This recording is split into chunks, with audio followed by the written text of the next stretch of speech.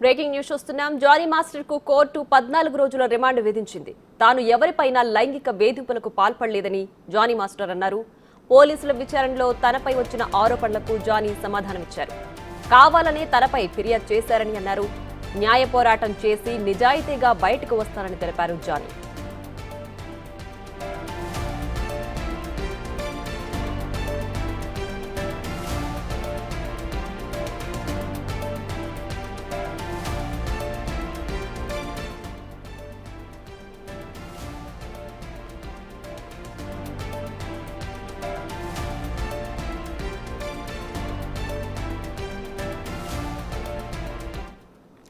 Johnny master కు court 14 రోజుల remand విధించింది.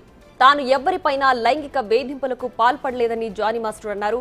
పోలీసుల విచారణలో తనపై వచ్చిన ఆరోపణలకు జానీ మాస్టర్ సమాధానమిచ్చారు. కావాలనే తనపై ఫిర్యాదు చేశారని అన్నారు. న్యాయ పోరాటం చేసి నిజాయితీగా బయటకొస్తానని అన్నారు జానీ మాస్టర్.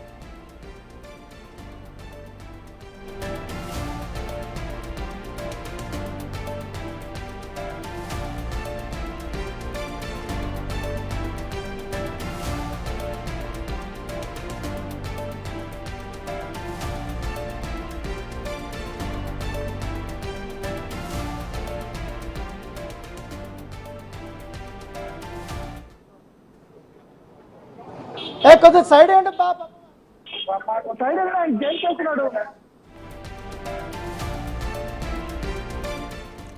ఇక జానీ మాస్టర్ పై ఎవరో కావాలనే ఫిర్యాదులు చేశారని తనని ఇరికించారని చూస్తున్నారని జానీ మాస్టర్ తెలిపారు. రైట్, ప్రస్తుతానికి జానీ మాస్టర్ పోలీసుల అదుపులో ఉన్నారు. 14 రోజుల రిమాండ్ విధించింది కోర్టు జానీ మాస్టర్కి. సో నిజాయితీగా పోరాటం చేసి తను బయటకు వస్తానని జానీ మాస్టర్ తెలియజేస్తున్నారు. సో తను కష్టపడి ఫీల్డ్లో ఎదుగుతున్నానని, తనను చూసి ఓర్వలేకనే ఇలాంటి ఆరోపణలు తనపై వస్తున్నాయని జానీ మాస్టర్ తెలియజేశారు. సో జానీ మాస్టర్కి ఈ కేసుకి సంబంధించి 14 రోజుల రిమాండ్ విధించింది కోర్టు. దీనికి సంబంధించి మరింత సమాచారం మా ప్రతినిధి రాణా లైవ్లో అందించడానికి సిద్ధంగా ఉన్నారు. రైట్ రాణా, చెప్పండి. జానీ మాస్టర్కు ప్రస్తుతానికి ఈ కేసుకు సంబంధించి 14 రోజుల రిమాండ్ విధించింది కదా, సో జానీ మాస్టర్ ఏం చెప్తున్నారు? ఎస్ ప్రియా, ప్రస్తుతం మనం విజువల్లో కూడా చూస్తున్నాం.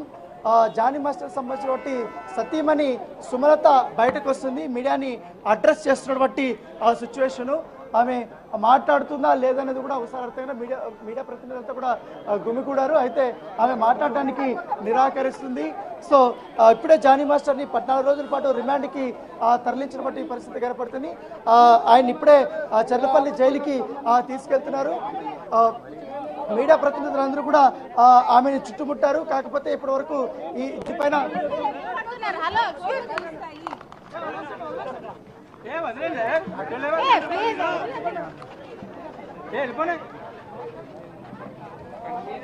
సో కుటుంబ సభ్యులు కూడా ఎవరు మాట్లాడడానికి నిరాకరిస్తున్నటువంటి నేపథ్యం ఏర్పడుతుంది. నిన్ననే కొన్ని అలిగేషన్స్ కూడా విక్టిమ్ పైన సుమలత కూడా చేసింది. ఏదైతే జానీ మాస్టర్ని ట్రాప్ చేసింది, ఎక్కడ కూడా మాట్లాడనివ్వలేదు. ఒకసారి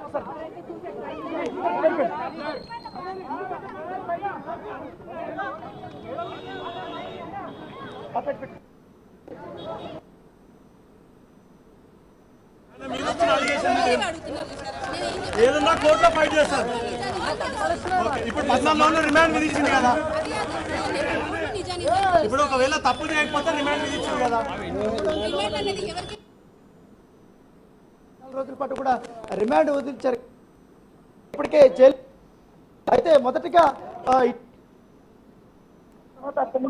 దాదాపు 12 గంటల ప్రాంతంలో ఆయన రాజనగర్ చేసి అత్తాపూర్లో ఉన్నటువంటి జోయ్ హాస్పిటల్లో వైద్య పరీక్షలు చేసిన తర్వాత అక్కడ దాదాపు 20 నిమిషాల పాటు జానీ మాస్టర్ని అక్కడ పెట్టారు. పెట్టిన తర్వాత పోలీసులు అక్కడి నుంచి తెలుసుకొని ఉప్పరపల్లి కోర్టుకి తీసుకొచ్చిన పరిస్థితి ఏర్పడుతుంది. సో ఉప్పరపల్లి కోర్టు దగ్గరికి తీసుకొచ్చినప్పుడు ఇక్కడ లోపలికి ఎవరిని కూడా అనుమతించలేదు. కేవలం కొంతమంది మందిని మాత్రమే అనుమతించారు. ఇంపార్టెంట్ కేసులు ఉన్నటువంటి వారిని మాత్రమే ఇక్కడికి అనుమతించారు. మిగతా కూడా గేట్లు వేసేసినటువంటి నేపథ్యం కనబడుతుంది. జానీ మాస్టర్ సంబంధించినటువంటి కుటుంబ సభ్యులు సుమలతని, అలాగే సుమలత అసిస్టెంట్ అయినటువంటి మరొక అసిస్టెంట్ కొరియోగ్రాఫర్ని కూడా లోపలికి మాత్రం పంపించారు. మిగతాలందరినీ కూడా బయటకు పంపించేసినటువంటి ఆ నేపథ్యం అయితే కనపడుతుంది. సో ఎట్టకేలకు ఇప్పుడు 14 రోజుల పాటు కూడా రిమాండ్ కాబట్టి దాంతోపాటు ఆల్రెడీ నార్సింగ్ పోలీసులు కూడా జరగబోతుంది.